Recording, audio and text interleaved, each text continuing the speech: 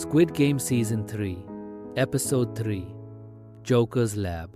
Suspense, emotion, comedy से भरी पूरी हिंदी कहानी, काल्पनिक रूप में एज पहला दृश्य। मौत की प्रयोगशाला सुबह 700 बजे एक अलार्म की तेज आवाज गूंजती है और सभी खिलाड़ियों की नींद टूट जाती है। रावी उठते ही देखता है कि उसके सामने एक अजीब सा कमरा है। सफ़ेद दीवारें, रंग बिरंगे गुब्बारे और बीचों बीच एक जोकर का चेहरा बना हुआ दरवाज़ा। दरवाजे के ऊपर लिखा होता है, वेलकम टू जोकर्स लैब। अब हौसी तुम्हारी जान बचा सकती है, दौड़िया ले सकती है। जीहन की आवाज़ गूंजती है। हंसी में डर, रिश्तों का खेल, मौत की डोज खेल का नियम।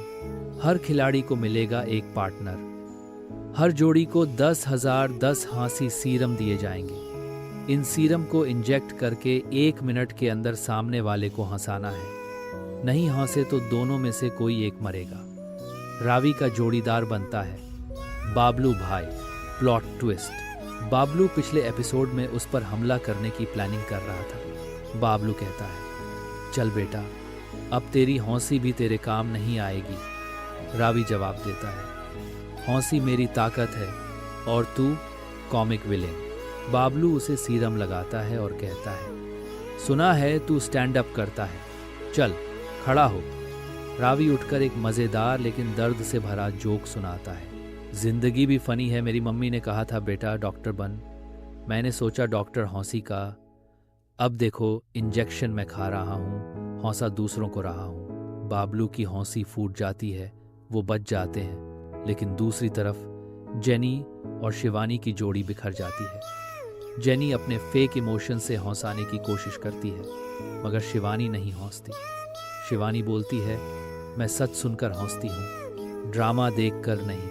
और जेनी को सीरम का असर मार देता है। रावी दूर से देखता है और रोता है।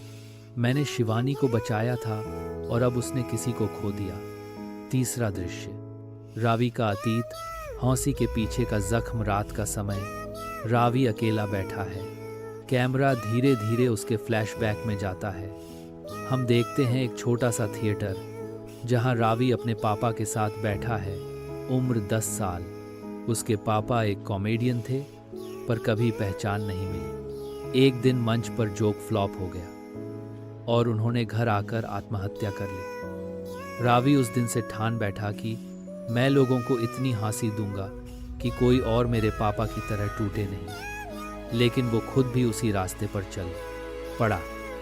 चौथा दृश्य, मास्क के पीछे छिपा चेहरा। एपिसोड का अंत धमाकेदार होता है।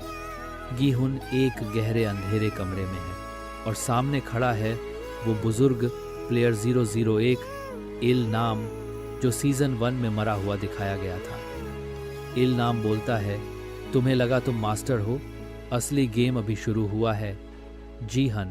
जीहुन चौंकता है। इल नाम हौसता है, जोकर्स लैब सिर्फ एक ट्रेलर था। अब असली खेल शुरू होगा, जहां खिलाड़ियों को अपना चेहरा उतारना होगा।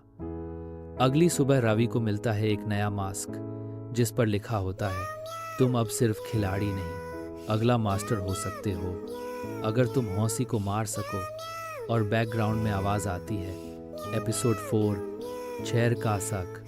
क्या रवि अपनी असली पहचान से लड़ पाएगा या हौसी बन जाएगी उसकी मौत की वजह?